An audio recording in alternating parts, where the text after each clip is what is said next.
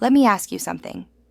What if I told you there's a simple food, humble, green, and probably sitting in your fridge right now, that could potentially slow down or even help halt the progression of early-stage prostate cancer? And, more surprisingly, this isn't just anecdotal. This claim is backed by recent peer-reviewed clinical research. You'd naturally be asking, "Doctor, what is this food and where can I get it?" Well, if you trust the science, and I recommend that you do, you'll want to hear me out all the way through.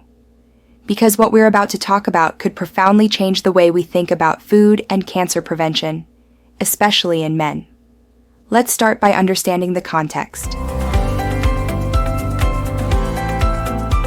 If a man lives long enough, into his 80s or 90s, there's a very high likelihood that his prostate will develop some abnormal or even cancerous cells. This is not rare, and it's not random. The prostate, a small, walnut-sized gland located just below the bladder and circling the urethra, plays a vital role in male reproductive health. Unfortunately, it's also notoriously vulnerable. The World Health Organization reports over 1.4 million new cases of prostate cancer globally each year, with roughly 375,000 annual deaths. This isn't a condition we can afford to ignore or underestimate.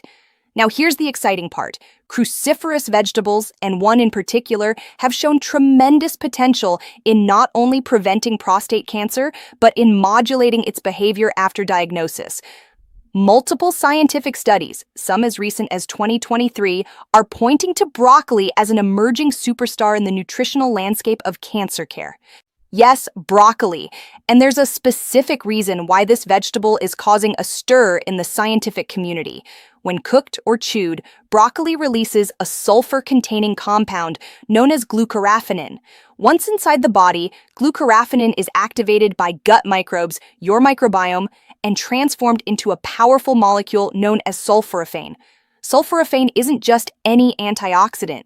It has shown the ability to promote apoptosis, which is the natural process by which damaged or dangerous cells, like cancer cells, self-destruct.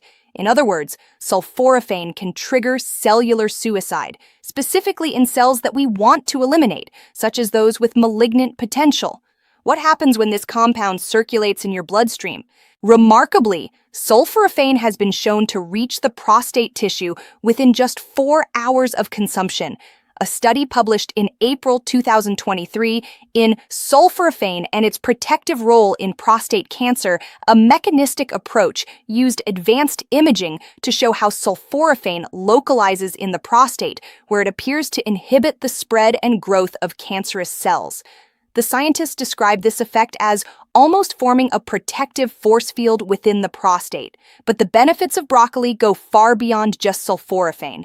This vegetable also offers prebiotic fiber, which supports a healthy gut microbiome, and is rich in micronutrients like folate, vitamin K, magnesium, zinc, and manganese, all of which have been linked to improved prostate function and cellular repair mechanisms. Additionally, sulforaphane supports something known as phase 2 detoxification, a liver pathway that helps remove harmful toxins, carcinogens, and metabolic waste from the body.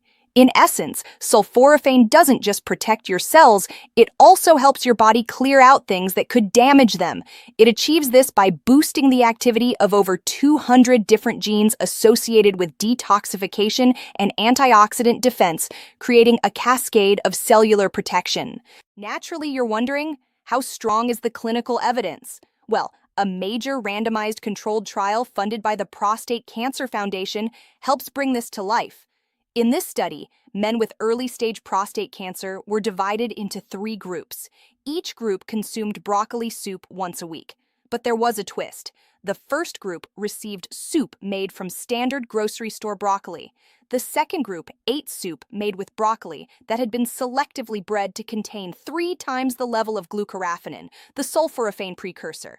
The third group received a specialized super broccoli with 7 times the glucoraphanin content, developed through non-GMO methods in collaboration with researchers at the Institute of Food Research in the UK. After a 12-month period, they performed follow-up prostate biopsies. Here's what they found. Men who consumed high glucoraphanin broccoli, 7 times strength, had no measurable progression of prostate cancer. In some, lesions had regressed entirely. The group that consumed standard broccoli soup largely showed stable disease, and a few noted minor progression. This dramatic difference was attributed to the increased conversion of glucoraphanin into sulforaphane, which then triggered anti-cancer pathways in the prostate. Now, while that supercharged broccoli isn't available in most grocery stores, the message is crystal clear. Even regular broccoli, consumed consistently, has the potential to influence the biology of prostate tissue and possibly the trajectory of early-stage cancer. And this isn't limited to broccoli alone. Other cruciferous vegetables like kale, cauliflower, Brussels sprouts, and bok choy also contain glucosinolate compounds, making them valuable additions to a prostate-friendly diet. To elevate your strategy further, pair cruciferous vegetables with foods rich in lycopene, such as cooked tomatoes, and omega-3 fatty acids from oily fish like salmon or sardines. Reduce your intake of highly processed foods, stop consuming trans fats and excessive sugar, and limit red and processed meats. Choosing pasture-raised, hormone-free meats in moderation can make a significant difference. And finally, move your body daily. Even moderate physical activity can help modulate hormone levels, improve insulin sensitivity, and boost your immune system's ability to surveil and clear abnormal cells. There's no magic vegetable and certainly no single food that cures cancer. But there is power in consistency, dietary quality, and an evidence-informed approach to what you put on your plate. If you're interested in more detailed nutritional guidance for prostate cancer, I recommend exploring the Prostate Cancer Foundation's education resources at pcof.org. Their nutrition webinars are medically reviewed and grounded in solid research. Remember this, you are what you eat, and what you eat can alter biochemistry, gene expression, and quite possibly your risk of cancer progression. So, fill your plate wisely, live courageously, and take ownership of your health. Because your future is written not just in genetics, but in your grocery list.